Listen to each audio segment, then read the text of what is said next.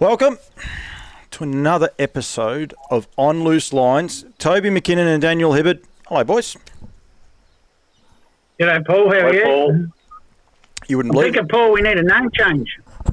to what, mate? On Loose Times. This will be up at the same time. Don't you worry about that. I will have also released a stable chat today. So anyway, I'll have a quiet week for the rest of the week on Campbell's comments. I don't think so. It's a pretty busy week. There's a lot going on, Tobes, actually. I think after the last hour, Paul, you should call it the Unstable Chat. Have you finished? It's, internet does kill Paul Campbell sometimes, I must say. But anyway, hopefully we can get to together. There was Shepparton races today. Daniel, we could have been there. We could have been there and done it live from the Shep races. That would have been a lot better, wouldn't it? We could have, yeah. The 2-year-old Vickbred heats are on there today. It would have been nice to get along, but actually nice to have a quiet weekend for a change as well. So, but there was plenty of good racing there with all the heats today. A couple of real superstars running in their heats, and then a couple of absolute bolters one absolute bolter getting up as well. So it was a big day there at the Paceway at Kyalla. Danny Curran actually trains at my old place, place that I helped set up when I was a kid.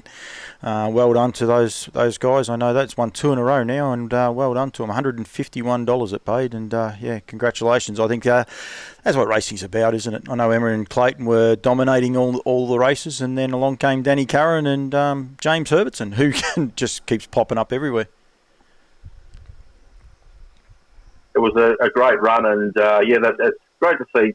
Even though it is the elite series for the state, and you've got the big stables obviously dominating it. It is refreshing to see that the little guys still get a chance at the big pie, and that horse will certainly be competitive in the semi-finals. And if it gets through the big dance, it's obviously a chance to race for good money in the final. Have you enjoyed the Alabama Vickbred Super Series, Tobes? The horses you were at Bendigo. It was a good night of racing at Bendigo. Yeah, terrific night racing at Bendigo, Paul, with some of the top horses in. The heats are all important, of course, because getting through to the semis means you're either in the final or the silver. So for those sort of fringe horses, just getting in the semi, they've sort of done their job, if you know what I mean, because they're at least worst-case scenario, they go into a silver, which sometimes, and I'm not sure how this works, you're better off winning the silver than running last in a final, just in prize money and prestige, I suppose. But it's a big job for all the people that got through to the through to the semis. Unfortunately, if you didn't win a heat and you're a filly, you're in a bit of trouble, because the last 2 years, every winner of the final has won the semi and the heat in all 3 divisions of the fillies. Is that for a stat? You're the king of random stats, I must say. And you brought that one out early too. That's a big stat early on. I'm working on something for SEN Track on Wednesday where I'm going to go into a lot more depth. Sorry, are they? That's where I bring out my 8. Are they a sponsor? That's where I bring out my 8 stuff, Paul. Are they a sponsor at Campbell's Comments? Are they SEN? I'm not sure. I think I'd rang Bonington actually, and I don't think he's got back to me yet either, has he? I told him to come on and we'll pump his show up for him. No, when he saw you ringing, he changed his phone number. So if anyone out there's chasing him, he's changed his number again because Paul got hold of it. No, he'll be right. I'll remember this, Botters. Don't you worry about that. No, I think he's doing a great job and getting out to a different audience. I actually, I'll name drop. I won't name drop, but I did a live feed last night at the for the Ballarat Greyhound Cup actually for GRV. And one of the first blokes I saw there for the night was Anton Galino, and then a little bit later on in the night, Timmy O'Connor was there as well. Needless to say, Timmy was talking a bit of Swahili by the end of the night, if you'd like. Fair enough. But Anton was there. He was a guest of as a party. I forgot Anthony as a party. He was his guest there for the night, and it was a good night and good night of racing. And it was good to see the trotting guys out there. There was a couple of other guys there, but they had a good time had by all. Rest of your week, Tobe, you got anything else to add until we get started, or you're okay? Oh, yeah, no, all good, Paul. I did have a bet Randwick yesterday that went down, unfortunately. But, no, we're not going there at all. We're leaving that way alone, so that's fine. Well, if anyone wants to find out about me bet at Randwick, just ask me privately and I'll fill you in. It was a bit of a plunge on it, Paul, and it just went down to the wire and just got pipped on the line. Got beat a whisker. Got beat just by a whisker. Race 3 at Randwick yesterday. Just go back and watch the footage. Daniel, Cobram trots calling the other day, Thursday afternoon. Yeah. How'd you go? It was a long day, mate. There was a bit of the mic was left on from time to time too, but it was all good. Yeah, we sort of a few technical things in the box there, just trying to make sure we had the on-course mic and the radio feed all sort of through the headset. It didn't quite work out that way, so we sort of had one mic going the whole time. But that was a good day. It was a long day, and yeah, it was certainly 11 races. Second crack at doing a full-on meeting. It certainly was a long, draining day, but it was certainly a lot of fun. It was a great, good racing, some great efforts on the track, some really nice winners, and it was a great afternoon. And I have to, before we go on any further, I have to pay tribute to the guys that were looking after the track on Thursday. We had obviously some guys from Shep come up to help, as they have been doing lately, but they put a power of work into the track and the watering and the remedial work, and there wasn't a speck of dust all afternoon. And a couple of the guys from the club had been talking to a lot of the drivers, and they said it's probably one of the best tracks they've raced on in a long time. So that was really good to hear, and really good shout out to all our track guys that did a great job on Thursday. Absolutely. You get a bit of a hard time from time to time for the dust, but you can't do a lot about that, mate. There was one race, and I'm actually going to start playing it right now, and I'll let you talk about it, but you really enjoyed calling this one. There will be no audio, but I might, depending on how you go timing with your talking, I might flick to the last 100, 150 for you. But Come On Carly was the horse. Yeah, it's I've had to call this horse, 20 odd times nearly, I reckon, this year during the trials here at Shep. It's a quirky horse. It's obviously got a mind of its own. Very beautiful chestnut horse, but Darren Rowney, the trainer's had a devil of a time with this horse. It's going back through its stats. It galloped in a race at Shepparton on the start of the lockdown, the COVID lockdown. It galloped the next day it raced, and it won, pinged away from the standing start, and then won. After that, it's not trotted a yard in any of its races. It's been stood down for a total of 45 days, had to retrial at least 8 times, and a few times at the trials it's done things wrong there that it's had to go back again. So it was just remarkable. But it's got a ton of ability, and Darren's done a massive job. So's Laura, who's basically driven it at all of its trials and most of its races. And when it went 50 yards on Thursday, after it stepped away, I thought, I was just thinking to myself, this is going to win. Once it got away, I thought it's going to win. And from about the 800 metre mark out, it was all over. They couldn't catch it, and it was just so good to see the horse win, because I know it's got so much ability. I know it's so frustrating, and I know a lot of punters out there have probably done a fair bit of money on it over the last 6 months. But it was great to see that horse win. I reckon it's one of the pluses of our sport, but also potentially one of the minuses of our sport. But trotters that can take a long time to come to hand, and the likes, and all of a sudden they can go bang, bang, bang. I'm not saying this horse will. We've still got 1,000 metres to go in this race, but it will do it. But sometimes you just got to be so patient. Where it's a minus, the punters lose their patience as well, which is one of those things. I don't know how we combat that, but I don't want to stop. I think this is the intrigue and the love of harness racing that I have, especially with the trotters. This horse is just, punters would be, spinning chips, I guess, most of the time, because, it gallops and it's out the back, and it's always generally been in the market. If you've watched the trials of the horse and you've seen it work, a couple of times it's ended up like it was racing at Flemington. It's ended up on the outside fence, thinking that it was, the home straight at Flemington. But when it does it right, it is a really nice horse, and full credit to Darren and Laura for sticking with it. And, great to see them get that win on Tuesday.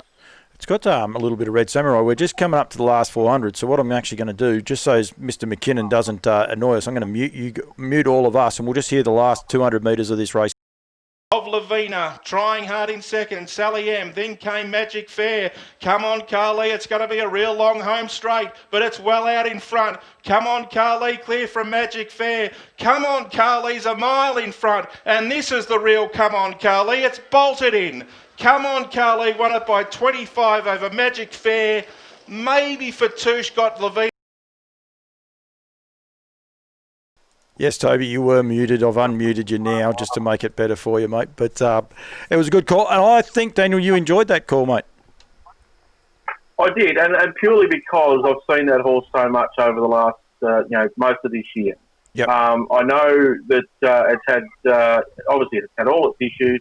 I know how good it's, at a couple of trials it's been sensational and, raced against some nice horses at the trials and just, gets to the races and just loses the plot and, gallops and does things wrong. It was just really good to see it do all right. And, I did get excited because I know how rare that it was that it actually did something right. So it's one of those great days when you're at the races and you see something pretty special, and that was really special to see on Tuesday. It's by Red Samurai too, which is a Sundown stallion. There's not a lot of Sundown stallions around. Danny Boucher is another one. If you talk to anyone with a lot of their Danny Bouchers, they'll say they've got a power of ability, but just got to wait for them and wait. So it might be a bit of a trait with the Sundown stallions. But as I said, there's not over an amount of those. Toby, what are the three fingers for, mate? I've got three things for you, Paul. Going back through the breeding of that horse, the Grand Dam had 60-odd starts for 13 wins and 12 placings, which says to me it was probably a similar horse if it won more races than it ran placings. Carly is out of a great movie called A Time to Kill. If you haven't seen it, there's a character called Carly Haley in the movie. It's played by Samuel L. Jackson, and I won't give away the whole plot of the movie. Go and see it if you haven't seen it, A Time to Kill. And the third thing is, Paul, did you break that horse in? No, Toby McKinnon, I did not. Love your, okay. I love your work. You're a shit of a person. Actually, one more. Were people in the crowd sort of cheering it like I was that horse at Randwick? Come on, Carly. Come on, Carly. Come on, Carly. No, we didn't have crowd on there on Thursday, thankfully. There was none of that going on. Rightio, notables. I'm moving over to the notables. Toby McKinnon has compiled quite a few of these, but we can, between me and Daniel, I think we know most of them as well, so it's all good. Daniel, Jason Lee and Marg Lee training a double at Melton the other night on Saturday night.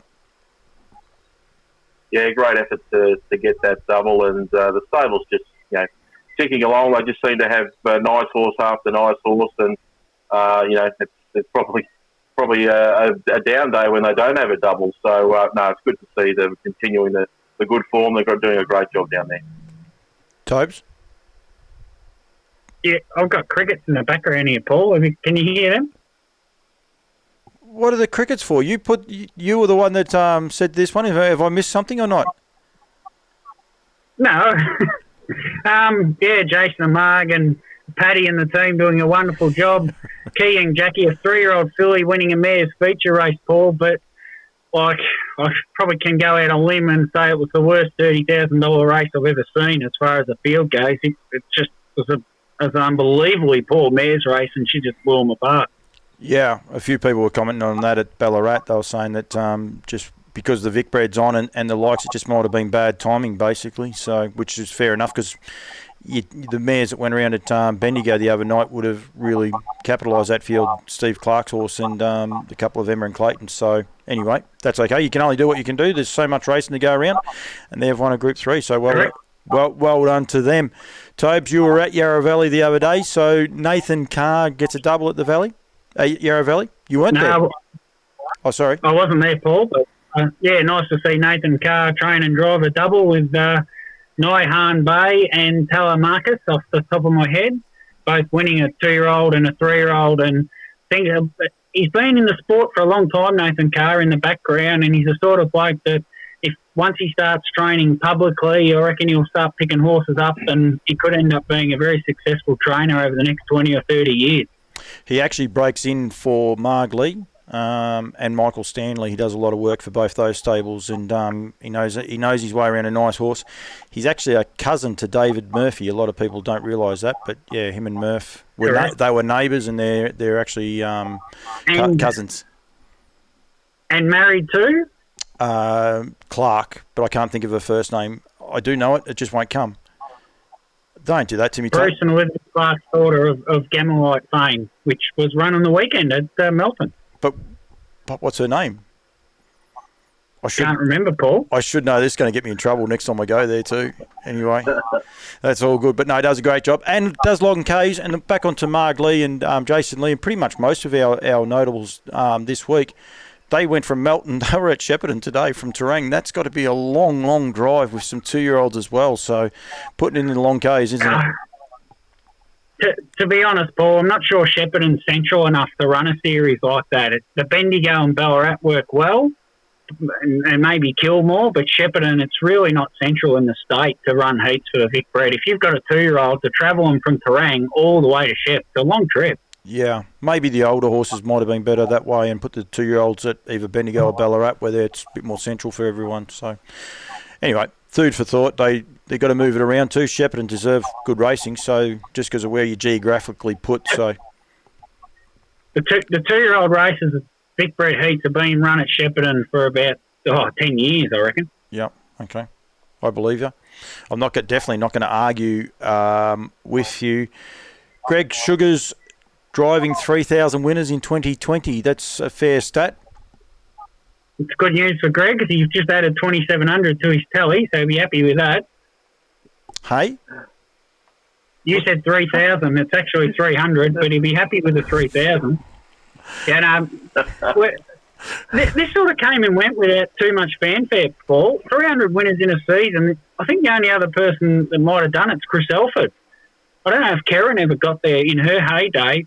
I know it's a longer season and everything, but to have Greg Sugars get to 300 in a year, it's a massive effort, and it's just gone under the radar because I messaged it through to you, and apparently you didn't even realise that he'd driven the 300, or just nothing said or done about it. So I thought it'd be well worth a mention. Greg Sugars getting the 300, and the other person was Josh Aiken, which Daniel will know because he would have seen most of his wins. He got to 100 for the year, which is a big effort as well. I just threw Josh's name up there. I didn't have why he was there, but 100 wins for Josh is a great effort because he's back in the sport and he's back in it big and he's good for the sport, I think. Very articulate when he gets interviewed. Drives a nice style of driver. He's very neat. It's a little bit different. Leans back a little bit, but between him and his dad, they present their horses beautifully. And Honolulu Bay, I didn't get it wrong once. Daniel, I don't know if you tuned in at Ballarat, but I didn't get it wrong once. I made sure of it. So. Lessons have been paying off. That's good. I had all sorts of trouble with Kirsten Graham, and then at Bendigo with a couple of them. Then she had a trouble, so I was sort of like, "Yep, this is good. I'm happy with this." Daniel, one of your notables was Johnny Nissen and Rebecca Bartley train and driving a double at Cobram.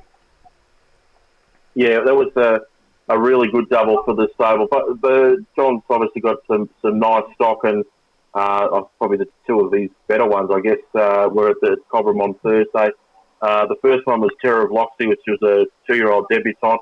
Has trolled nicely at Shep in preparedness for this race.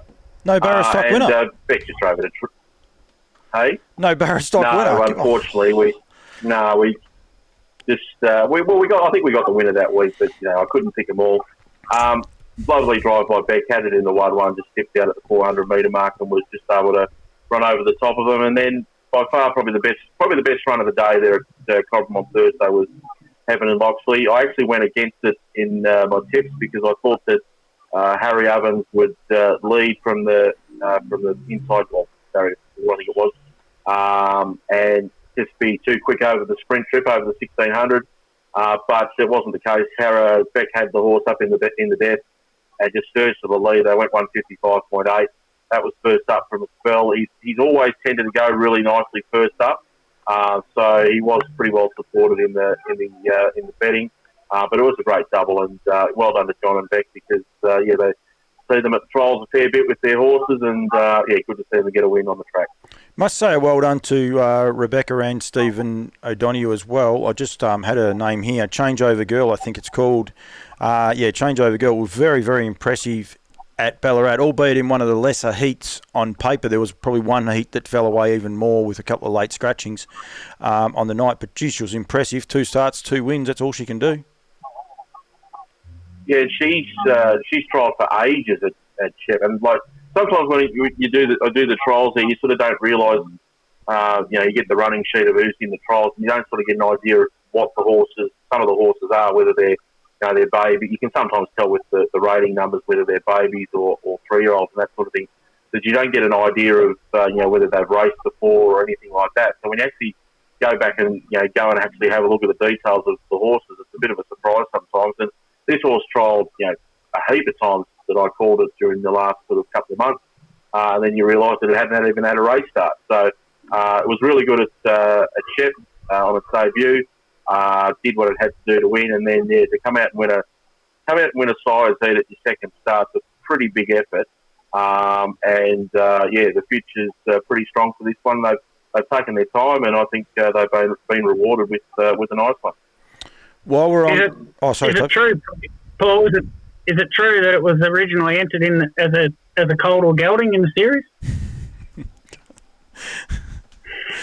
Tobes, we have a few people that actually do listen to this show, and one person that's going terrific, and I haven't put her up as one of the notables. I probably should have though. Is Juanita Breen, but she chipped me the other day because I said the Rock God was by Pet Rock a couple of weeks ago. It was one of those horses that we said it's actually by a rock and roll dance. So yes, Nita, I apologise. There's your official apology on there. But yes, Tobes. Did you know, Paul, that she has the best strike rate of any driver that's had more than 25 drives this year, Juanita Breen, in Victoria? Wouldn't doubt it. And they've done a good job because the horse, I'm just trying to find its name, that actually won later in the night, Lottie Moon, didn't have a lot of form. It's had 2 for 2 now here in Australia, and she had a fair bit of work to do when it arrived, I can safely say that. So, she's done a good job. And by the sponsor's product too, Tobes, a bettor's delight, so that's all good. I have one more notable that I haven't informed you guys of, but it's Olivia Weidenbach. I've written down here that she drove a double at Yarra Valley. She actually drove the last winner at Cobram, good-looking rooster. Then they went to Yarra Valley. She got a double there. One of those was at big odds. I'm just going to bring it up. It was the last race. And she's making a bit of a name for herself, winning on big odds. She's becoming like a little Michael Bellman, I suppose, if you wanted to put it that way. Late in the programs, and they're big odds with the prices. $25 for Sam Karamalakis. Prince Bronsky was the horse's name. So she had a double there as well. She's doing a good little job. Liv works for Johnny Caldo and puts in the hard yards. Yep, and won on some big odd horses during the lockdown period at Melton. And particularly in the last race, she won the last race on 2 or 3 occasions for some reason. Now, I can't think of the horse's name. It was Johnny Caldo, yeah. Sportsman? Our sportscaster. That's him, our sportscaster. Down the outside. Right, so. Yeah, but I just found and the race at Cobram, the drive on Good Looking Rooster, if you actually go back and watch it, the horse was heavily supported in the market. I think it was backed in from about $8 into about $2.80 on the fixed odds. She ended up behind the leader, and the leader at the 400-metre mark was just about gonzo because they'd gone pretty hard. So she got off the peg and then got following the horse that was in the breeze. And no sooner had she got into that position than the horse in the breeze was under pressure. And she was getting held up, and then she got it out at the top of the straight. And as a caller, I didn't even pick up on it that it was her because I thought she was going to get dragged back to the last. She came down the outside and bloused them in the straight. It was a great heady drive because she could have gotten a lot of trouble there, having to stag around horses, but she was just patient enough to sort of get it to the outside. Once it saw open air, it just flew home and got up and win. So she's doing a great job. Absolutely, and she's always polite, always says hello to everyone. There's a couple of other ones. She's a hovercraft. I think Lisa Miles has done a good job since that horse has come to her stable at Ballarat. And I thought the 4-year-old divisions at Bendigo, the favourites all won, though they won as they should. But, geez, there were some nice runs out the back for some lowly graded horses, I think, coming out of the Vic Bred Supersize starting in the new year. I think they're going to have a lot of fun, a few of those horses. And I think the racing's just going to be sensational because the older horses, I watched a couple from Shep today, but the older horses, I think they're just so much bigger and stronger. It's going to be great racing, even into the new year, January, February. So, yeah. Toby, topics for the week, and this is one that probably goes back into the Vicbred Super Series. I'd be interested to see which way you go with this one, but it's the Mares Lift, I believe. Mares Concession, yeah. I think, Paul, you'll put your mare in. Let's take, I don't know, Greg Sugars, for example, puts his mare in, gets a concession lift on a Monday, and then he looks a week later and he's going to Cranbourne and there's no concession lift there, but the concession mares race might be 2 nights later at Shepparton. So he's got to then say, well, do I take the horse all the way to Shepparton to use the concession lift on the mare, or do I just stick it in at Cranbourne where I'm going anyway? My theory is, why don't they just start them at 45? Instead of starting the mares at 50 like the geldings, start them at 45 and then they don't get a lift ever again. They've just got the lift from day one and it stays that way. And it's just simple, it's basic, it's done and dusted forever. Their rating then they've basically got a 5-point lift throughout their whole life. Now, some people will be against that because of whatever reason. There's a more complex version of it that every time for their first 5 wins, they get a 1-point reduction. So instead of incurring 4 penalty points for their first 5 wins, they say incur 3 points each time, and that slowly builds the mare's concession into it. Done. No, because then you will get young races and they get preferential barrier draw. So you get a horse like Ladies in Red, Tough Tilly, that are going to be given maiden colts and geldings that haven't had a start. They could have had 2 starts and they'll still be able to draw, or 1 start, have a win and be able to draw inside of them and the likes. I prefer the way it is myself. If Greg Sugars wants to take the horse to Cranbourne, he can still put a junior on. He throws Shannon O'Sullivan on, and she's driving terrific for him. So I think there's two sides to that. We've got to be able to keep the kids in it and all the rest. I like the randomness of it. I think we need to look after the fillies. We need these fillies getting their concession claims, but we also need to be able to maintain races at the right time as well. Nothing. Yeah, well, you touch on something there again, Paul, that I don't like about it is you should be able, like, junior drivers don't get drives on mares. So if 40% of the racing population are mares, you're cutting 40% of the drives out for the concession drivers because they've already got a 5-point lift of mares and you can't put a concession driver on as well. I like to hear from Daniel, though. Yeah, it's well, honestly, I have to have a deeper look at it, but I get both sides of the argument. It's the rating system as it is now. It's obviously a new thing that's been brought in. I think there still needs to be a little bit more time given to the system to see how it sort of plays out over the next couple of years. It'll sort of get more consolidated. But I do think that the way it is at the moment is probably okay, but it's certainly something that can be tinkered with. I think it just needs a bit more time. It's only the rating system hasn't been in long enough, I reckon, for there to be a true reflection of how it's been tracked. So, Tope, you think, Paul, that second version where when they get the 4-point penalty for winning their first race, it was only 3 for a mare, would work better, and then once they do that 5 times, then they're done for life, because that's slowly adjusting their rating for being a mare. So when you get a mare that's had their 5 wins, and say it gets to a 62 rater, Shannon O'Sullivan wants a drive, so then you can throw her on as well. So then it gets 6 claims. That's where I don't like it. I'd rather the mares get the claims as often as they can and no mare lift. You're giving them, you're saying that they only get the claim the once, but they're actually still going to get it twice, and they might get it effectively. They could get it if a horse should be a 70 rater, but because it's had the 1-point deduction comes back to a 63, it then can get back into a 58 rated race. with the mare, the junior claim. So effectively, they're getting 2 claims, not 1. Yep, but they only get it one time, Paul. So to keep it simple, go back to the class system, right? Yep. If you have a C3 mare, or if you had a C3 mare and you just drop 1 class off it for life, it goes back to a C2, and then it's just as a C2 forever. So next time it wins a race, it goes to a C3. Next time it wins a race, it goes to a C4. Next time it wins, it goes to a C5.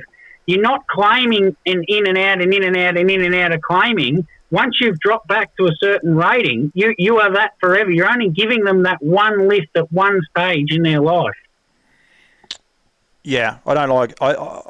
Personally, I don't like it, but that's okay. We're allowed to disagree. We disagree more often than not, anyway. So it's all good. We disagree about haircuts. Daniel's nodding his head in agreement when I talk, Paul. He's nodding his head that we disagree. Not that he agrees. There's a difference. This is a very timid argument between you two. Rightio. My topic, because Daniel didn't have one, he might have one by the end of this. He might have one. I do have a follow-up from last week, but carry on. This is going to... I have no idea what this is, so this will be very interesting. Virtual badges, and you touched on it there before, Toby, with horses qualifying for major races and the like. So virtual badges, look outside the square, okay? This is one of these ideas. So you go on Facebook, you go on any of your social media things, that if you follow someone for a certain time, you become a badge member. And you can display that badge if you want. Tobes, you've got your Strava one. You had it up today where you can showcase your King of the Mountain badge. Listening to Kirsten and David Brio, who were both helping me the other night, this horse will be hoping to get into the bronze. This horse will be hoping to get into the bronze series and all the rest. We need to try and make it more beneficial for people to be able to qualify for races. So the breeder, so if you make the gold final of the Breeders' Crown, you get a gold badge, 2020 Breeders' Crown. You know, I don't know exactly how you work it out, but that stays with the horse. Because once the horse has become 9 and 10 years old, no one remembers that. You don't realise they've made those races and the likes. I just think it's a different way of looking at it, and to be able to help the breeder go along. And one of the reasons I wanted to do it is because I was doing the form for Ballarat the other night, and there was 2 geldings, colts and geldings, that had won the South Australian Southern Cross. Now, when I went back and had a look at it, one had won the Consolation, but it was written up as a Southern Cross. So it had the Southern and then the SC, and then you don't get anything else because the writing's too long. So when I was looking at it, I thought, oh, there's a Southern Cross winner. Okay, go down a little bit further into the same race, and there's a Southern Cross winner. And I'm like, what's going on here? And one won the Consolation. If you could have a badge next to that horse's name that it won the Southern Cross, bang, you know that it's a Southern Cross winner, and then you investigate the other horse a little bit further. It's not world breaking, it's not anything like that. I just think it's some way that we could help the breeders going forward and make it more of an incentive for people to make the gold finals, to make the main Victorian Sire Stakes final, not worrying about silver or the bronze and going forward. But why make the final and take home $1,000 when you can go in the silver, win the silver, and take home 17.5? But who says you're going to win the silver? Majida, but you're a better chance. Majida didn't qualify for the chance. Yeah, but Majida didn't qualify for the Breeders' Crown. That's what I'm saying. Make it more prestigious. We don't make it. So the badge is a way of making it more prestigious to be in the finals. So that if you've got a mare, so if you own that mare, or Rob Watson owns a Soho horse, yeah, but you look at the small picture. So you're saying for a few $1,000s for one horse, Tobes, if that badge means that when the horse goes to the yearling sales, right, the mare might have 10 badges next to its name. She's had 10 of these horses, makes her more valuable. So then you go like this, and that's totally different. You're talking a couple of $1,000 as compared to what might be $100,000. That's the big difference. And this running for second and running into the bronze drives me nuts. You know, Mr. Meister the other night had its tyre ripped off the wheel. There'll be people saying, oh, we're going to make sure we make the bronze final. It was backed for a stack the other night through no fault of the driver or trainer. It's qualified for the bronze.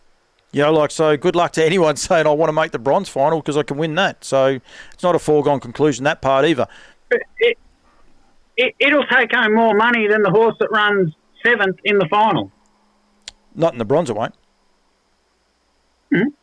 10 grand race, it'll get 6. No, I don't know. But I want to make it more prestigious for the breeders. It's a good idea, particularly for if all that information is in the the sale catalogues. If people open up the pages of the catalogues and they see the dam has got 15 horses that have made the gold final. Another man might have 5 that have made the bronze final. Well, the one that's obviously had the horses in the gold final certainly more appeals more. So it's certainly from a breeder's perspective and a potential owner's perspective, if they're going to get more information at their disposal to make a purchase.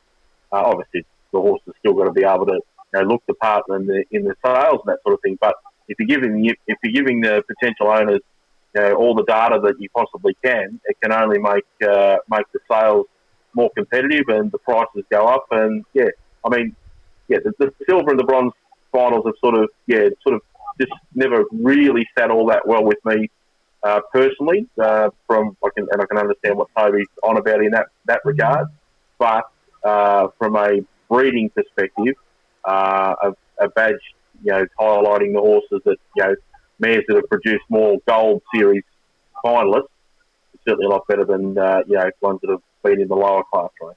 Yep, and there was so I can see what you're saying there, Paul, and that does make sense in the breeding side of it. But I don't know if it will make it that more prestigious that you want to get in there. Yeah, I know because you're saying today for the dollar, it's more beneficial. What I'm saying is the long term. And before people turn around and say, "Oh, there's not enough room in the catalogue," guess what? We'll be virtual. Won't have catalogues that are going to be folded. They're going to be computers. They'll be part of our laptops. They'll be whatever. Yeah, so there's no worries there. So you click on a horse. Imagine clicking on a horse and 10 badges jump out. Some miraculous. I don't know. So there'll be some IT guy there laughing at me for that. But you could make something of it. I think just to showcase it. Back to your silver thing, Toby. Why don't we drop the price on the silver then?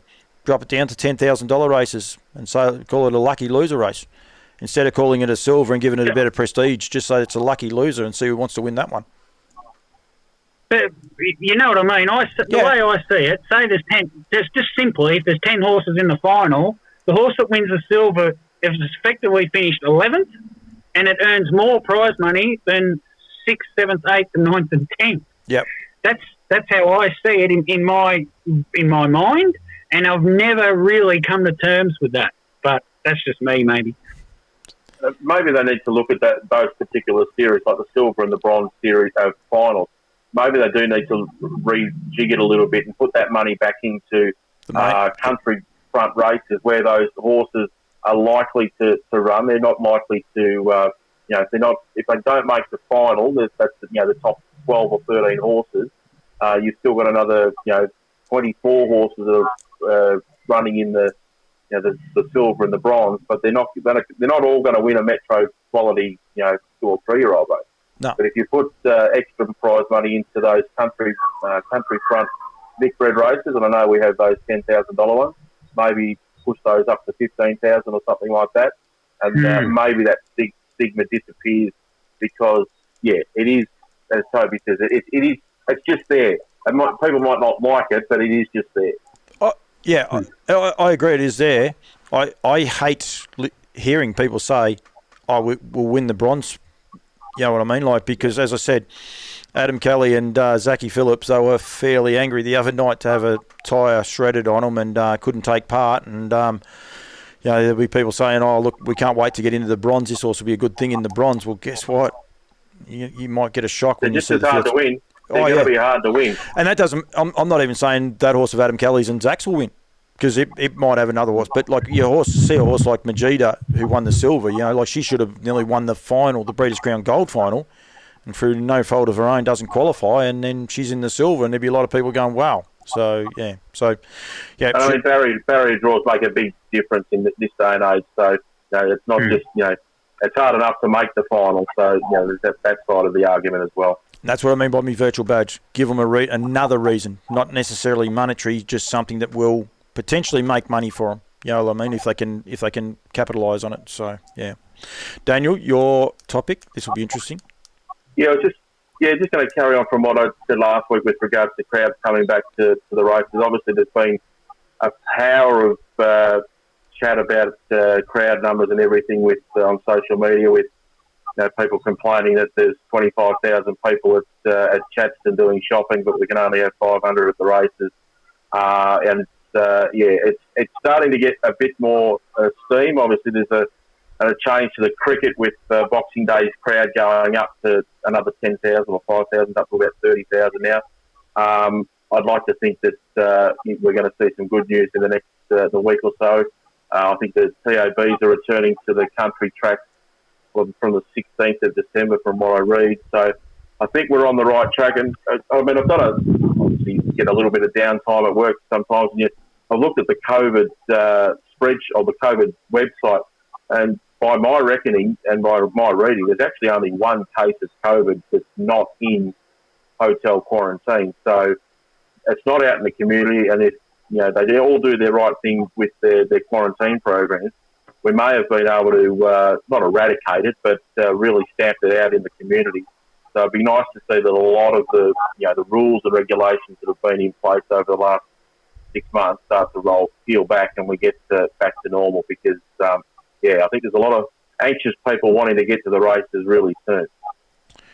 It was sorry, Tom. On that, Daniel, I've got 500 here now. There's 150 mozzies. I've got 50 galahs over my left shoulder. I've got 40 kookaburras. I've got 120 crickets chirping. And hang on, the mozzies have just gone up to 200, I reckon. It was pointed out to me. COVID test them. It was pointed out to me the other day about the issue, and until such time I thought, why are we not having crowds? But the issue is simple, that if they get a COVID outbreak in the crowd at the cricket, every person that's there at the cricket needs to quarantine, whatever, and look after themselves. Yet the cricketers will be in their own bubble. With the horse racing, the owners want to get back to the racing and all the rest. If we get an owner that goes down into the horse stalls and has COVID, every person at that race meeting has to isolate. So if that's Ballarat the other night, what was there, 12 races, people coming from everywhere, that pretty much wipes out harness racing for at least a fortnight. But Paul, it'll be worse than that, because say at Ballarat, Greg Sugars was there and he drives at Yarra Valley the next day. It wipes the industry. Michelle Phillips was there and she drives at Mildura 2 nights later. Yep. It wipes out the whole sport. Is gone. Yep. For 14 days.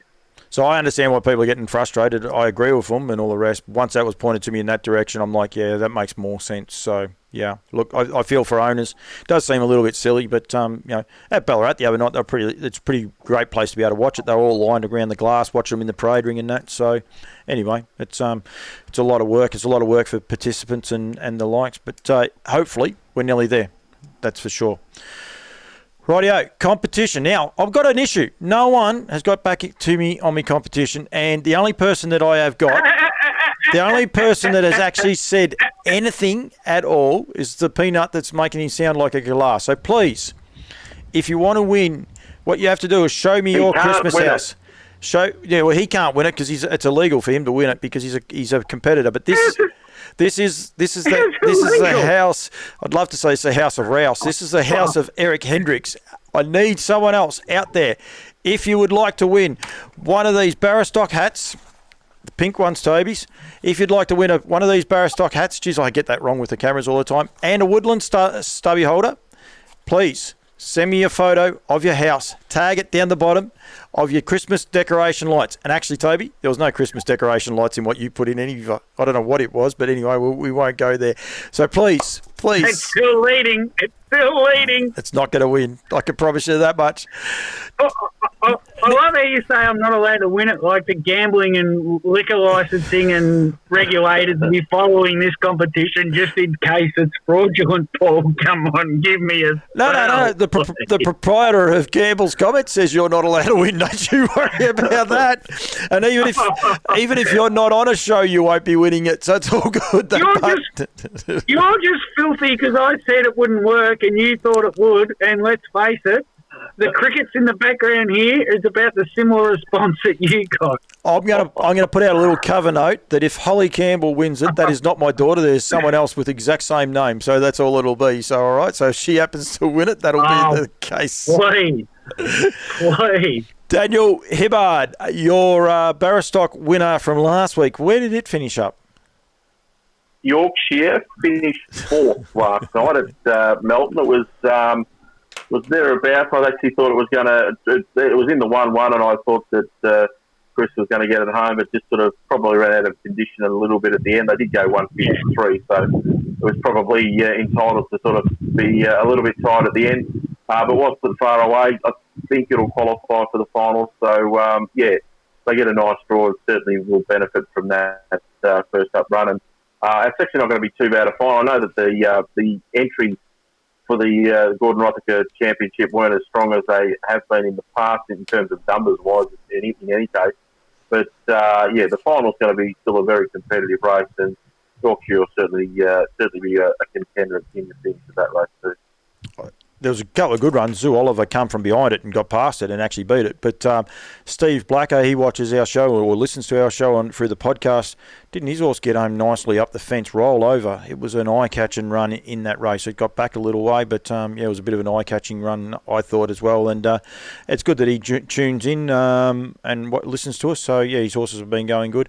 The other one you did tip a few weeks ago, Daniel, was Sir Ledick. He finally got the cash for you. Yeah, it was a great drive by Josh to get it through. It looked like it was going to get held up, but then sort of the seas parted for him on the inside there. And, this horse has just been racing against the absolute elite and was just deserving of a win. And, good to see them finally get it because it's been, racing pretty consistently throughout the whole of the last 6 months and deserved that on Saturday night. Who's this week's winner, mate? Or this week's Barstock horse to follow? Yeah, so it's a little bit skinny with the fields that we had there on Thursday night. But I've gone with a horse that hasn't had a run yet, but it's had 2 good trials at Chet. A horse called Spencer, trained by Brett Bunfield. I think looking at the ownership of the horse, I think Megan Lang's in it, so it's another one from that Sir Ledick ownership as well. So it's had 2 good trials. It probably hasn't beaten a great deal of depth in the horses that have beaten the trials, but the way that it's done, it's been the most impressive thing. It sat without cover last time and went, I think it went 2-3, but it's a 50 raider and it's obviously got a fair bit of ability, so it'll certainly it won't be too far out of its league when it finds a 50 raider race at some point on it when it goes to the races. So I'm not sure when that'll be, but on its 2 trial victories so far, it's got a fair bit of ability and it's fun to watch. That's Spencer. Now, Tobes, the fact that your face went a little bit wider, as it did just then, means that you've been on your computer because you can see the screen reflection come back and back up. And you see that? Yeah, I see that. Did you get all... I just randomly went to the Gordon Rothacker Memorial Championship final in 2017. Audi Hare won the race for Josh Aiken, and it was flying at the time. I'm the Boss ran second, and, I'm the Boss of the Country Cup's horse. Marnie Ann ran third. Can't Refuse ran fourth, running into the Minion final. Murrinjai Track came all the way from Mildura, ran fifth, but then Lanista # Gozo Lighting topped the eighth and Wits End. It's a good race, isn't it? It's always It has been a classic race over many years, but I think this year, unfortunately, I think there's a number of factors to it. The fields just haven't been as strong this year. I think the rating system's a factor, and I think the fact that trainers couldn't look 2 or 3 months in advance and say, you know what, I'm going to hold my Metro win off for the Gordon Rothacker Memorial because I know it's coming up in November. So I don't know if it's a good thing or a bad thing. It's probably a good thing. It's given a few other horses a bit of a chance. My final point, I don't think when Daniel tipped that horse last week, Yorkshire, I don't think he thought it was going straight to Melton in the heat of the Gordon Rothacker Memorial. I think he was thinking it'd go around in about a 55 to 60 somewhere and just bolt in. So kudos to Daniel because he did find a very nice horse. Well, it's racing about 10 or 11 points out of its grade, so that gives it's obviously that shows the regard that they hold the horse in. So, if it doesn't win a race, doesn't win the final on Saturday night, they can drop back to a easy country class race and pick it up easily. They've probably seen Paul on this show racing sort of 10 or 11 points out of his grade and thought, well, if Paul can get away with it, we'll give it a crack. On the winner of that trial, I'm not taking 1 minute notice of you, McKinnon. San Carlo, Beck Bartley, when she's been interviewed by David Brio at Ballarat, they're targeting the country cups with him is pretty much what they're aiming for right now, and they're going to have him ready to go for them. She's very happy with where he's at, still a little way off, but very, very happy. You'd imagine that Shepparton will be one of the first ones that they look at. I don't think Cobram will be sort of available. No, but it probably won't be available because I think it's less than 120. So, yep. But Bendigo and Shep will certainly be there. And those couple of cup races are going to be crackers because obviously we know that Lochinvar Art's looking to go that way as well. So the early country cups are going to be a lot of class in those races early on. Absolutely. All right, boys. This is going to take forever to upload this one. 1 hour. Unbelievable you guys can chat. Daniel, any other news, mate? No more race calling gigs coming up or anything else like that?